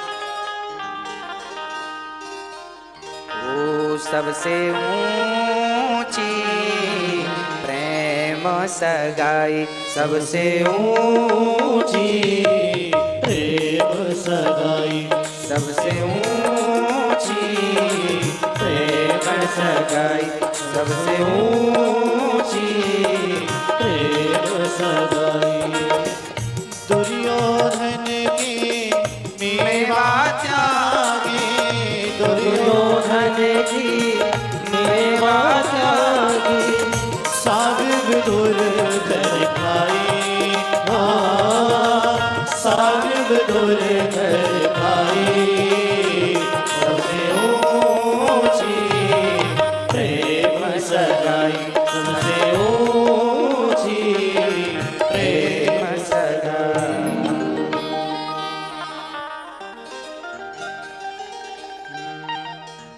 प्रेम विवश अर्जुन रथ हांक्यो, प्रेम विवश अर्जुन रचना भूल गए ठकुराई, भूल गए ठकुराई, सबसे ऊंची प्रेम सगाई। दुर्योधन की मेवा त्यागी, दुर्योधन की मेवा त्यागी, साग विदुर घर खाई हो, साग विदुर घर खाई, सबसे ऊंची प्रेम सगाई। भगवान केवल एक ही रिश्ता रखते हैं, प्रेम का। मानहु एक भगत कर नाता, मैं केवल भक्ति का नाता मानता हूं, प्रेम का नाता मानता हूं, मैं दूसरा कोई नाता नहीं मानता। इसलिए भगवान से केवल किसी भी प्रकार प्रेम कर लो बस। अच्छा मैया, दाल में आप लोग मसाला डालते हो किस लिए? बोलो। एक ने गरम मसाला डाल दिया, एक ने ठंडा वाला डाल दिया। अब देखो, दाल में आप गरम मसाला डालो, ठंडा डालो, धनिया डालो, नमक डालो, जो डालना है डालो, मर्जी आपकी, पर जब हम खाएं तो स्वादिष्ट लगनी चाहिए बस। आप कुछ भी डालो उसमें, कितने भी बढ़िया मसाला डालो या सामान्य मसाला डालो या मसाला मत डालो, पर हमें तो स्वाद से मतलब है बस भक्तों। हाँ, जैसे दाल के स्वाद से हमें मतलब होता है, मसाला कैसे भी डालो, उसी प्रकार आप कुछ भी करके भगवान के चरणों में भक्ति हासिल कर लो। कुछ भी करो, कुछ भी करना पड़े, पर भगवान की भक्ति प्राप्त कर लो, यही सार भक्ति का स्वाद मिलना चाहिए। उसके लिए आपको जो करना पड़े, मीराबाई ने तो जिंदगी दाव पर लगा दी, जो करना पड़े करो, रोना पड़े तो रो, हंसना पड़े तो हंसो, सिर के बल खड़े होना तो सिर के बल खड़े हो, पर भगवत प्राप्ति होनी चाहिए, ये सिद्धांत। जैसा कर सकते हो करो, पर अंत में लक्ष्य है ईश्वर की प्राप्ति। वो मिल गए, मन उनके चरणों में लग गया, मन से जगत हट गया, तो बस जीवन सफल हो गया। श्री विदुर जी महाराज भगवान का दर्शन करके अब जब भगवान धराधाम छोड़कर गए तो विदुर जी हरिद्वार गए, जहां मैत्रेय जी ऋषि थे। मैत्रेय जी के पास गए, वहां प्रश्न करते हैं। मैत्रेय जी को प्रणाम करके, महाराज सुखाय कर्माणि करोति लोको न तैः सुखं वान्यदुपारवम्बा विन्देत भूयस्तत एव दुःखं यदत्र युक्तं भगवान वदेन्नः। सारी दुनिया सुख के लिए प्रयास करती है, पर दुख क्यों मिलता है? विदुर जी का मैत्रेय जी से प्रश्न है। भगवान संसार क्यों बनाते? अच्छा, संसार में दुख क्यों मिलता है? इसलिए मिलता है क्योंकि संसार का नाम गीता में भगवान ने कहा है दुःखालयम। संसार का नाम क्या है? दुःखालय। अच्छा, पुस्तकालय में क्या मिलती है? पुस्तक। औषधालय में क्या मिलती है? औषधि। भोजनालय में क्या मिलता है? भोजन। तो दुःखालय में क्या मिलेगा? फिर सीधी बात है। अरे संसार का नाम ही जब दुःखालय है, आए ही दुःखालय में हो तो दुख ही मिलेगा ना। आप सुख की जो चाहत लिए बैठे हो, ये चाहत ही गलत है। इसलिए जीवन में सुख की चाहत ना रखो। जो दुख मिल रहा है वो भगवान का प्रसाद मान करके गप गप करते चलो। मीठा भी उसी का तो कड़वा भी उसी का। अच्छा, एक बात बताओ। हाँ जी, एक बार कथा हुई। कथा में सबको आखिरी दिन ककड़ी का प्रसाद बांटा गया। जब ककड़ी लेकर भगत लोग जाने लगे तो एक सज्जन के हाथ में ककड़ी थी, वो कड़वी थी। कड़वी ककड़ी जब वो खाया तो कड़वी लगी, थू थू थू थू करके फेंक दिया। उसके पीछे एक भगत, वो भी कथा से लौट रहा था, उसके हाथ में भी ककड़ी थी। पर जब उसने देखा कि सामने वाले ने ककड़ी फेंक दी तो उसने उस फेंकी हुई ककड़ी को उठाया, धुला और खाने लगा। तो आगे वाला बोला, क्यों भाई, ये ककड़ी कड़वी है, तेरे हाथ में ऑलरेडी अच्छी ककड़ी है मीठी, तो ककड़ी कड़वी वाली क्यों खाता है? मुझे तो कड़वी मिली थी आज, तो मैंने फेंक दिया। तब उस पीछे वाले बंदे ने कहा, भैया जब आपको प्रसाद में रोज हलवा मिलता था तब तो आप नहीं फेंकते थे, और आज ककड़ी कड़वी मिली तो फेंक दिया। अरे हलवा भी उसी का प्रसाद था और ककड़ी भी उसी का प्रसाद था। यदि 6 दिन मीठा मीठा खा गए हो तो एक दिन कड़वा प्रसाद मिल जाए तो इसे भी प्रसाद समझ के क्यों नहीं खा लेते? क्योंकि ये भी प्रसाद है ठाकुर जी का। ये फेंकने वाला प्रसाद मीठा हो, खट्टा हो, तीखा हो, प्रसाद तो प्रसाद। अब क्या हुआ? अब यह हुआ कि जीवन में आपको बहुत सुख मिला है। यदि जीवन के एकाध पड़ाव में कहीं कहीं दुख मिल जाए तो ये मत कहा करो कि हमें बहुत दुख मिला है। आप लोग ये कहा करते हैं हम बहुत दुखी हैं। आज सारी माताओं की प्रॉब्लम क्या है? महाराज जी हम बहुत दुखी हैं, महाराज जी हम बहुत दुखी। अच्छा ये बताओ, क्या आप उतने दुखी हैं जितना सीता माता दुखी थी? जब राम ने उन्हें गर्भावस्था में, वो वनवास चली गई माता सीता, तो माता सीता ने गर्भावस्था में जब अपने अयोध्या को छोड़कर जंगल में लकड़ी काटती हैं, अपने हाथ से रोटी बनाती हैं, लवकुश का पालन करती हैं। अब बताइए, जितना कष्ट माता सीता ने उठाया उतना कष्ट आज की नारी, किसी एक नारी के ऊपर इतना कष्ट हो तो बताओ, बोलो। आपके तो कपड़े धुलने वाले भी लोग लगे हैं, झाड़ू पोंछा करने वाले लोग भी लगे हैं, बर्तन धुलने, फिर भी कहती हो हम दुखी हैं, बहुत दुखी हैं, पता नहीं काय का दुख है। हाँ? अच्छा, आपको दुख इसलिए लगता है क्योंकि आपके अंदर सहनशीलता नहीं, आपको ना बिल्कुल सहन नहीं होता। अब छोटी छोटी बातों को लेकर आप झगड़ा करने लग जाते हैं, यही आपके दुख का कारण है। सच कहूं तो दुख किसी के जीवन में नहीं है। और देखो भाई, सामान्य दुख तो सबके पास होंगे ही, शरीर तो दुख की खदान है। तो ये तो दुख आपको सहन, बुढ़ापे का दुख तो सहन करना पड़ेगा, रो के करो या हंस के करो, साहब करना तो पड़ेगा। तो इसके लिए तो बिल्कुल तैयार रहिएगा। घुटनों में दर्द है, कमर में दर्द है, इस दर्द के लिए बिल्कुल रेडी रहिएगा, ये होगा ही होगा। आज तक कोई डॉक्टर ठीक नहीं कर पाया। इस दर्द के लिए बिल्कुल कमर कस के रखिएगा, ये कष्ट उठाना पड़ेगा। जीवन है तो कष्ट है, जन्मत मरत दुसह दुख होई, ऐसा दुख तो उठाना पड़ेगा। परंतु कोई इतना भी दुखी नहीं है जितना आप रोते हैं महाराज हम बहुत दुखी। कौन है भाई? और दुख क्या है? भगवान की विस्मृति ही दुख है, और भगवान का स्मरण ही। आपने यदि जानत हूं वस स्वामी विसारी, फिर ही ते काहे ना हो ही दुखारी। अरे भगवान को भूल गए हो तो दुख नहीं उठाना पड़ेगा। अरे भगवान की विस्मृति ही दुख है, और ठाकुर जी का स्मरण ही सुख है। बुढ़ापा हो जवानी हो, भगवान का चिंतन करते रहो, कोई दुख व्यापेगा ही नहीं। भगवान में इतना मस्त हो जाओ कि शरीर का चिंतन ही ना हो, घर परिवार का चिंतन ही ना हो। और देखो, छोटा छोटा दुख ना सहन कर लिया करो, बिल्कुल प्रसन्न चित्त से हंसते रहा करो, मुस्कुराते रहा करो, हर हाल में प्रसन्न रहने की आदत बनाओ। आप लोग क्या है ना, बात बात में मुंह बना लेते हैं। हाँ जी, ऐसे नहीं करना चाहिए। पति ने डांट दिया है तो रोने से क्या फायदा? महाराज जी हम बहुत दुखी हैं, पति बहुत मारता। अरे पति मारता कोई आज की बातें हैं क्या? ये हजारों साल पहले के पति भी मारते थे।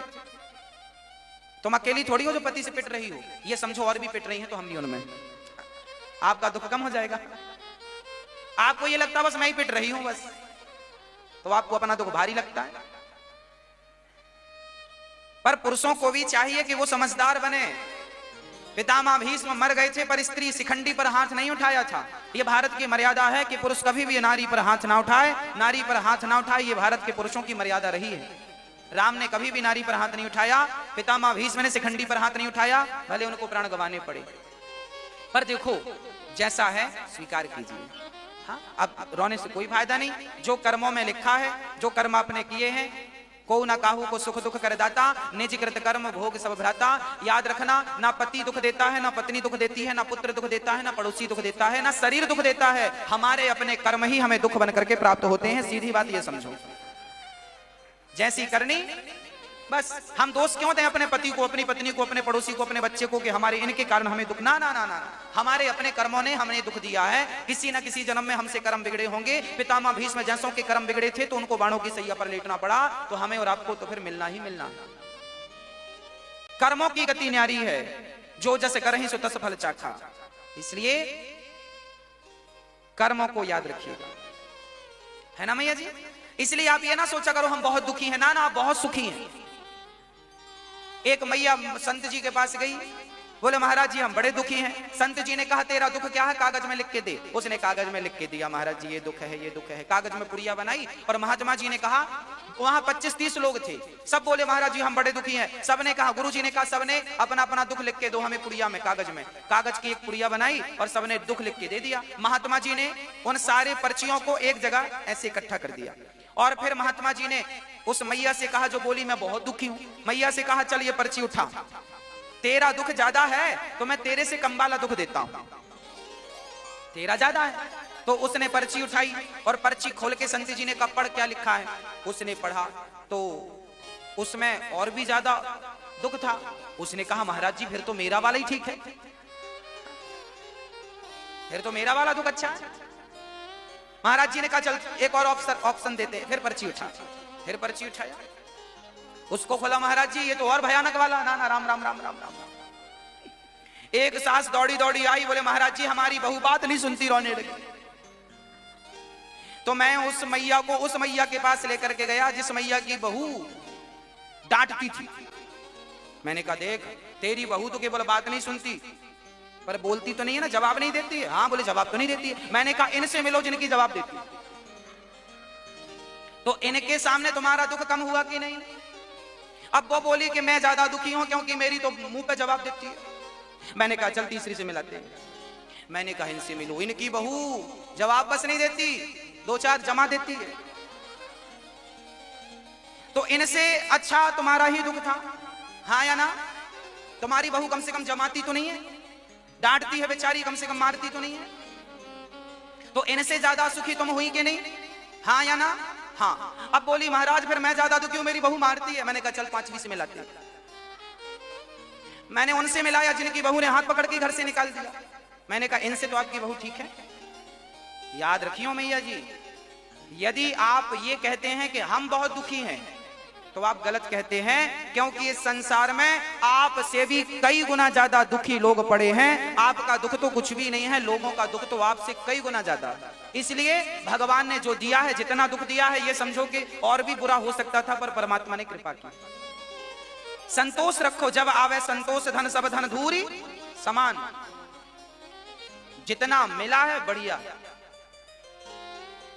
एक आदमी कह रहा था गुरुजी हमारा पड़ोसी 5000 के जूते पहनता है, बड़े दुखी हैं हम। हमने कहा इसमें दुख की क्या बात है। अरे महाराज जी हमारे पास तो देखो 100 रुपए के भी ठीक से नहीं। हमने कहा चलो हम तुम्हें मिलाते हैं। किनसे। हमने कहा चलो।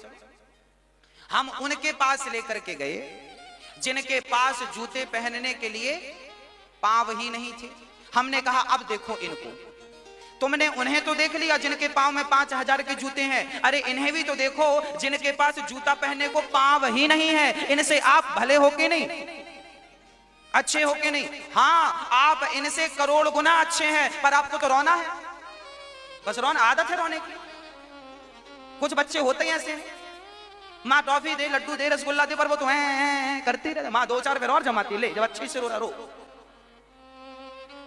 कुछ बच्चे अच्छे होते हैं हंसने लगते हैं, कुछ बच्चे होते हैं बस रो ही जा रहे हैं, छू दो उनको जूजू बन जाते रो। जब फिर बच्चा बहुत रोता है तो मम्मी चुप बिठा, चुप चुप जाओ, टॉफी ले ले, टॉफी ले, चल चल आजा। माँ फिर उसको झूला झूला नहीं, फिर भी चुप नहीं हुआ। रसगुल्ला दिया नहीं खाया, टॉफी दिया नहीं खाया, लॉलीपॉप दिया नहीं। अच्छा मैया मम्मी बोली फिर बैठ, कुर्सी पे बिठा दियो, 2-4 बढ़िया भर भर के जमाती है गाल में, अब रो। और बढ़िया रोता रहता है और बढ़िया जाके रसगुल्ला छान के आ जाती है।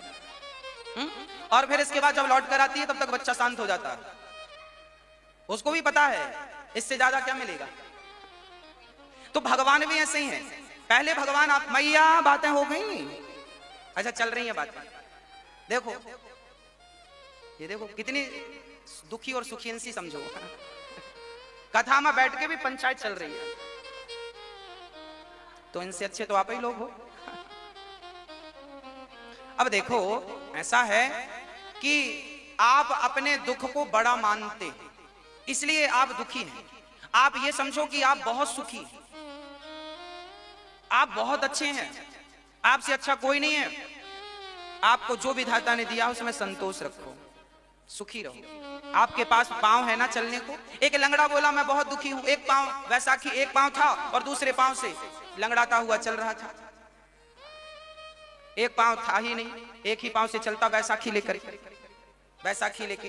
वो बोला महाराज जी मैं ही सबसे दुखी हूं, मैंने भगवान का क्या बिगाड़ा, भगवान ने मेरा पांव छीन लिया। मैंने कहा रोता क्यों है, चल मैं तुझे मिलाता हूं, अभी तो सुखी हो जाएगा। कहां चले। हमने कहा चल हम उसके पास ले गए जिसके दोनों पांव नहीं थे।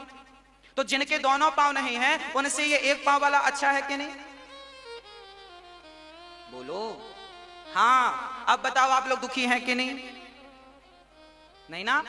अरे भाई, आपके पास अपनी आंखें हैं, अपने कान हैं, अपने हाथ हैं, अपने पांव हैं, आप बुढ़ापे में भी अपना काम कर लेती हो, गिलास भर पानी पी लेती हो, यही आपकी अमीरता है। आप बहुत अमीर हो कि अपने हाथ से गिलास भर पानी लेके पीते हो। गरीब वो लोग हैं जो अपने हाथ से गिलास भर पानी भी नहीं पी पाते, उनसे अच्छे। अब आप लोग ना हर चीज पैसों से तौल कर देखते हैं। पैसा जिनके पास है वो बड़े आदमी है, जिनके पास पैसा नहीं आप गरीब मानते अपने आपको। आप गरीब वरीब कुछ नहीं है, बने गरीब हैं आप।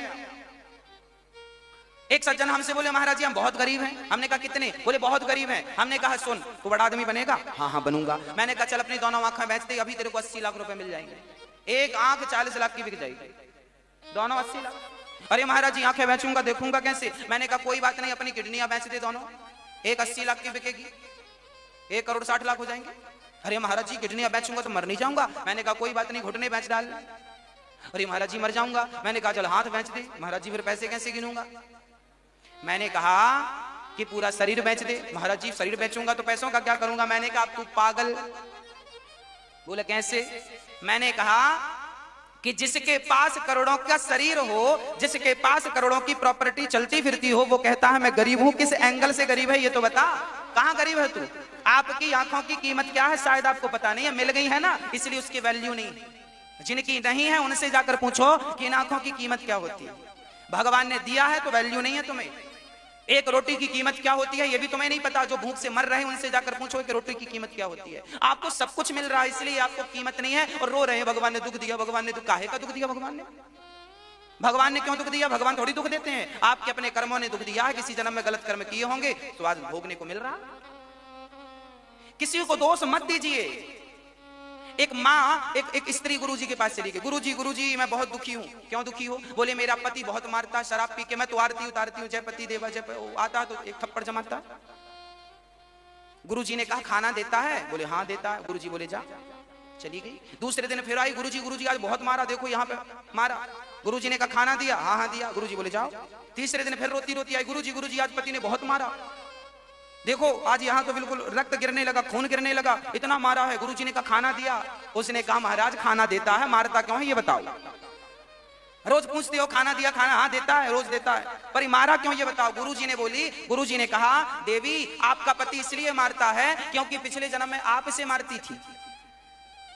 अरे मैं मारती थी? मैं क्यों मारूंगी? हाँ पिछले जन्म में तुम इसकी सौतेली माँ थी।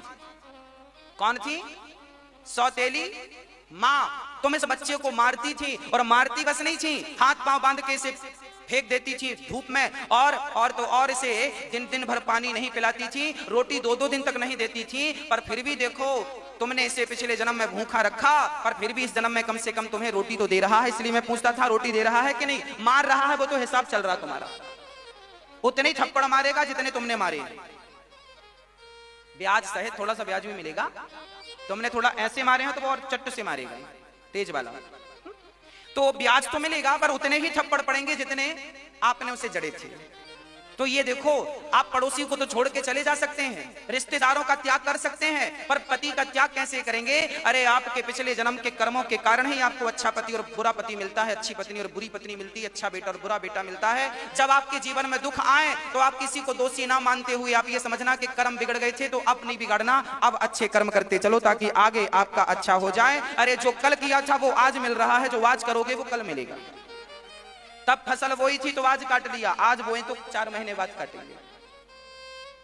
एक सज्जन बोले गुरुजी मैं नहीं मानता पिछला जन्म अगला जन्म। मैंने कहा मानो ना मानो।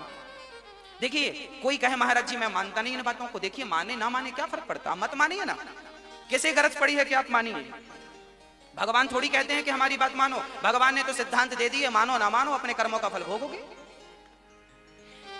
आज मैं सबूत के साथ एक बात करूंगा। एक ही समय पर 2 बच्चे पैदा हुए, एक अमीर के घर में एक गरीब के घर में। अब बताओ अमीर के घर में पैदा हुआ बच्चा कौन सा मेहनत कर लिया कि पैदा होती अमीर बन गया, और गरीब के घर के बच्चे ने कौन सा पाप कर लिया जो पैदा होती गरीब बन लिया? ना, इसकी अमीरी गरीबी इनके जन्म से नहीं, इनके पिछले जन्म में जैसे कर्म किए थे, अच्छे कर्म किए थे तो अच्छे घर में भगवान ने जन्म दिया।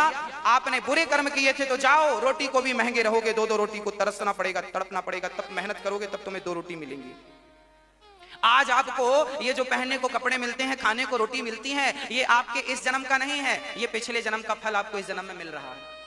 कई बार कुछ लोग ऐसे होते हैं जो दिन भर मेहनत करते हैं, मजदूर दिन भर मेहनत करता है, 8 घंटा काम करता है मजदूर, तब 200 रुपए मिलते हैं, 300 रुपए मिलते हैं, 400 रुपए मिलते हैं, 500 रुपए मिलते हैं, हाँ या ना? और आप लोग मेहनत नहीं करते, बड़े बड़े लोग, बड़े बड़े करोड़पति उद्योगपति लोग मेहनत ज्यादा नहीं करते, एसी में बैठे रहते हैं, कंप्यूटर चला लेते हैं, थोड़ा सा साइन कर लेते हैं, देख रेख कर लेते हैं, बस फैक्ट्रियां चल रही हैं, लाखों रुपए रोज आ रहा है। क्यों आ रहा है? बिना मेहनत के एक के घर में आ रहा है, और एक दिन भर पेरा जा रहा है, मरा जा रहा है, फिर भी उसके घर 500 से ज्यादा नहीं आता। कारण क्या है? अरे पिछले जन्म का तुम्हारा पुण्य इस जन्म में तुम्हें दे रहा है सब कुछ, और पिछले जन्म के पाप तुम्हें इस जन्म में तरसा रहे हैं, तड़पा रहे हैं। भगवान ने मनुष्य का तन दिया तो है, पर अब इस तन से अच्छा करना है कि बुरा करना है, मर्जी आपकी। दोस्त पड़ोसियों को, पति को, पत्नी को, परिवार को, पुत्र को मत दीजिए। आप ही अपने सारे दुखों के दोषी हैं। मेरे जीवन का दुख यदि मुझे मिला है तो उस दुख का दोषी मैं स्वयं हूं। मेरे पाप का दोषी मैं हूं और मेरे पुण्य का भी मैं हूं। इसलिए गोस्वामी जी लिख रहे हैं, लक्ष्मण जी कह रहे हैं, को न काहू को सुख दुख कर दाता, निज कृत्य कर्म भोग सब भ्राता।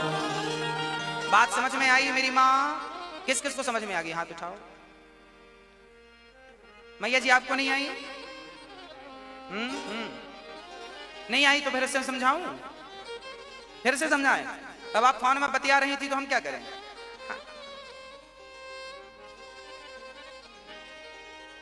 श्री विदुर जी महाराज ने कहा, प्रभु भगवान सृष्टि क्यों करते हैं, कैसे करते हैं? तब भगवान नारायण की सृष्टि उत्पन्न कैसे हुई? भगवान नारायण के नाभि से कमल उत्पन्न हुआ, कमल में ब्रह्मा जी ने 10 प्रकार की सृष्टि की। पहली महत्त्व की, दूसरी अहंकार की, तीसरी भूत सर्ग की, चौथी इंद्रियों की, पांचवी मन की, छठवीं अविद्या की, सातवीं वृक्षों की, आठवीं पशु पक्षियों की, 9वीं मनुष्य की, और 10वीं देवता पितर असुर गंधर्व अप्सराओं की सृष्टि की। श्री ब्रह्मा जी के शरीर से एक अंग से मनु का और ब्रह्मा जी के शरीर के दूसरे अंग से शत्रुपा का जन्म हुआ। मनु शत्रुपा की 3 बेटियां और 2 बेटे हुए। आकुति, देवहूति, प्रसूति नाम की 3 बेटियां, प्रियव्रत, उत्तानपाद नाम के 2 बेटे। आकुति का विवाह रुचि प्रजापति से हुआ, देवहूति का विवाह करदम जी से हुआ। हाँ, इसलिए करदम जी जो हैं, करदम जी जंगल में भगवान का भजन करते हैं और ये भगवान के छाया पुत्र हैं। एक बार भगवान ब्रह्मा ने करदम जी से कहा कि मनु जी अपनी बेटी का हाथ लेकर आएंगे। ब्रह्मा जी ने कहा स्वीकार कर लेना। भगवान नारायण ने कहा स्वीकार कर लेना। कहा ठीक है। जब मनु जी आए तब श्री करदम जी ने स्वीकार किया और देवहूति से आपका विवाह संपन्न हुआ। माता देवहूति से विवाह हुआ। करदम जी भगवत भजन में लगे। बाद में देवहूति को एक सरोवर में स्नान कराया, वो दिव्य हो गई, स्वयं भी दिव्य हो गए। बिंदु सरोवर में स्नान कराया और बड़े प्रेम से कामक विमान पर बैठ करके एक विमान की रचना की करदम जी ने। हमारे ऋषि मुनि इतने पावरफुल थे कि अपना स्वयं का हेलीकॉप्टर बना लेते थे और इतना बड़ा विमान बनाया जिसमें बहुत सारे कमरे थे, बहुत बड़ा बगीचा था और सब कुछ था। उस विमान पर कामक विमान बनाया। हमारे ऋषि मुनि भी रिसर्च करते करते, उनका रिसर्च करने वालों को ही ऋषि कहते हैं। ऋषि रिसर्च करते थे, विमान बना दिया। करदम जी की 9 बेटियां हुई। 9 बेटियों का विवाह ब्रह्मा के 9 पुत्रों से संपन्न कर दिया करदम जी ने। कला हुई जिनका विवाह मरीचि ऋषि से हुआ। अनसुईया का विवाह अत्रि से, श्रद्धा का अंगिरा ऋषि से, हविर्भू का पुलस्त्य जी से, गति का पुलह से, क्रिया का विवाह क्रतु से हुआ और ख्याति का विवाह भृगु जी से, वशिष्ठ जी का अरुंधति से और अथर्वा जी का शांति से विवाह संपन्न हुआ। करदम जी ने अपनी पत्नी से कहा देवी अब मुझे आज्ञा दो, बेटी हो गई, मैंने बेटियों का घर बसा दिया, अब मुझे आज्ञा दो मैं भगवत भजन करने जाऊं। माता देवहूति ने कहा कि आप कैसे जाएंगे, आप ऐसे नहीं जा सकते, आप पहले हमें एक पुत्र जरूर दीजिए, पुत्र प्रदान कीजिए।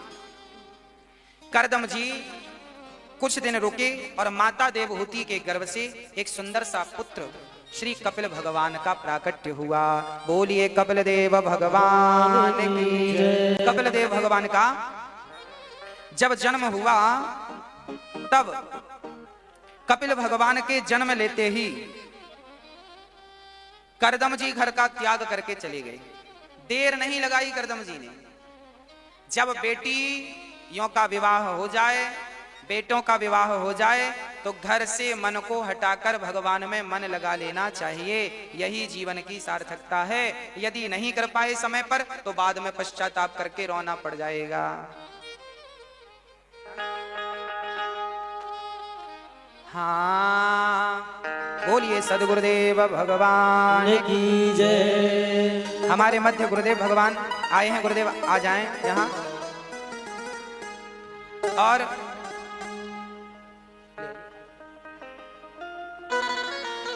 और जब बेटी और बेटे बड़े हो जाएं तो उन्हें जल्दी से उनके काम धाम देख करके मन भगवान में लगा लेना चाहिए। मैया जी, ओ मेरी माँ, हाँ, घर का त्याग नहीं करना, घर छोड़ के कहीं चले मत जाना, घर पे ही रहना। पर जब बेटा बेटी हो जाए, नाती पोता हो जाए, तो मन नातियों में मत लगा लेना, नहीं तो काम बिगड़ जाएगा,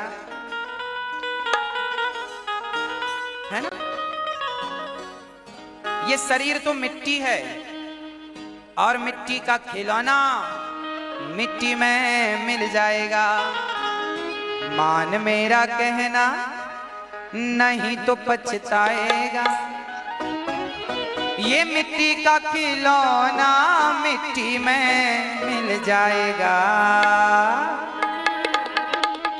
हाँ, मान मेरा कहना नहीं तो पछताएगा। मान मेरा कहना नहीं तो पछताएगा। मिट्टी का खिलौना मिट्टी में मिल जाएगा। मिट्टी का खिलौना मिट्टी में मिल जाएगा। वो मिट्टी का खिलौना मिट्टी में मिल जाएगा। मिट्टी का खिलौना मिट्टी में मिल जाएगा। मान मेरा कहना नहीं तो पछताएगा। मान मेरा कहना नहीं तो पछताएगा। मिट्टी का खिलौना मिट्टी में